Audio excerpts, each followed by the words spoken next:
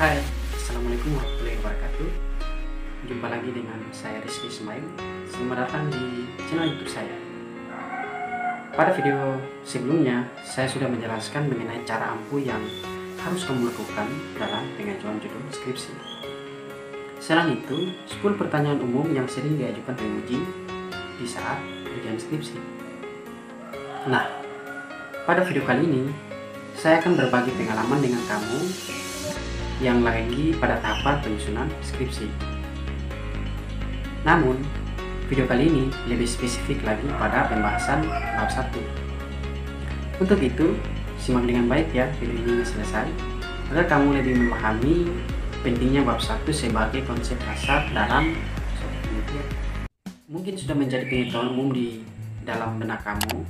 Mungkin isi dari bab 1 itu terdiri dari latar belakang masalah, rumusan masalah, tujuan penelitian, dan manfaat penelitian.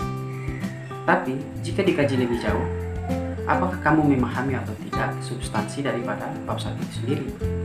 Yang terdiri dari latar belakang masalah, rumusan masalah, tujuan penelitian, dan manfaat penelitian. Nah, untuk itu, kamu harus memahami apakah itu latar belakang masalah. Latar belakang masalah merupakan bagian yang mengemukakan alasan penting mengapa suatu topik dipilih sebagai bahan kajian penelitian. Alasan tersebut dapat dirujuk dari referensi yang perlu dikuatkan dengan masalah empiris atau fakta di lapangan. Berikutnya, kamu harus memahami apa saja yang dikemukakan dalam latar belakang masalah. Di dalam latar belakang masalah, ada 3 hal yang perlu kamu perhatikan, yaitu yang pertama, gambaran umum kondisi penelitian atau gambaran umum kondisi lokasi penelitian. Misalnya, apa yang harus kamu lakukan di suatu perusahaan, maka kamu dapat mengemukakan secara singkat apa jenis usahanya, posisi perusahaan di antara perusahaan lain, dan sebagainya.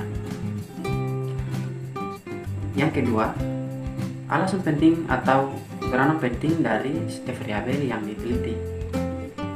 Apabila peranan penting tersebut diabaikan, akan menimbulkan masalah bagi organisasi yang kamu teliti. Alasan penting tersebut sebaiknya dikembangkan dengan merujuk sumber referensi. Biasanya buku atau jurnal yang selanjutnya diperkaya dengan argumentasi pemikiran kamu. Yang ketiga, masalah empiris dari setiap variabel yang kamu teliti. Masalah empiris yang dimaksud di sini adalah masalah yang diperoleh pada saat melakukan penelitian pendahuluan, yakni dari hasil pengamatan langsung oleh kamu di lokasi penelitian, dokumen tertulis, berita di media massa, wawancara dengan pihak terkait, atau bisa juga dari hasil penyebaran angket yang bermaksud mengeksplorasi atau menggali permasalahan untuk mendapatkan informasi awal. Selain itu, yang harus menjadi perhatian kamu, bagaimana cara yang mudah dan sistematis dalam menganalisis masalah di latar belakang agar tidak melebar kemana-mana. Dalam menganalisis permasalahan, biasanya kamu harus terlebih dahulu mengemukakan masalah pokoknya, baru kemudian mengemukakan faktor penyebabnya.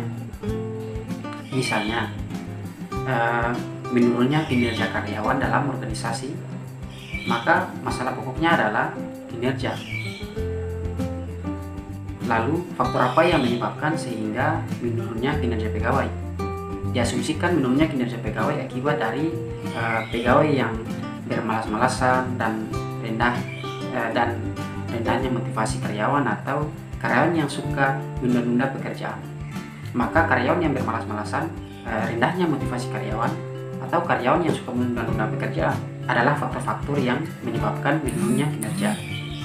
Latar belakang tersebut, kamu dapat mendekaskan secara spesifik permasalahan tersebut dalam bentuk rumusan masalah. Jumlah item pertanyaan rumusan masalah tergantung pada kemampuan kamu untuk mengkaji, asalkan masih relevan dengan masalah yang telah dibatasi dan sesuai dengan kerangka konseptual yang telah kamu desain. Setelah rumusan masalah sudah kamu tentukan, kamu harus menentukan tujuan penelitian kamu, yang pada prinsipnya apa yang dipertanyakan dalam rumusan masalah, hal tersebut pula yang menjadi tujuan penelitian. Berikutnya, manfaat dari penelitian yang kamu lakukan. Jika penelitian selesai dilakukan, rumusan masalah terjawab dan tujuan penelitian tercapai, maka hasil penelitian mungkin berguna untuk diaplikasikan untuk kepentingan pihak-pihak tertentu. Umumnya, manfaat dari penelitian ditujukan bagi kamu sendiri sebagai peneliti, bagi lembaga atau organisasi yang kamu lakukan, dan bagi penelitian selanjutnya. Nah, untuk itu, sangat penting bagi kamu untuk memahami konsep dasar dalam penelitian yang sudah saya jelaskan tadi. Semoga penjelasan video ini bermanfaat dan dapat kamu terapkan dalam proses penyusunan skripsi. Jangan lupa tinggalkan komentar di bawah bagi yang ingin bertanya seputar penyusunan skripsi. Terima kasih.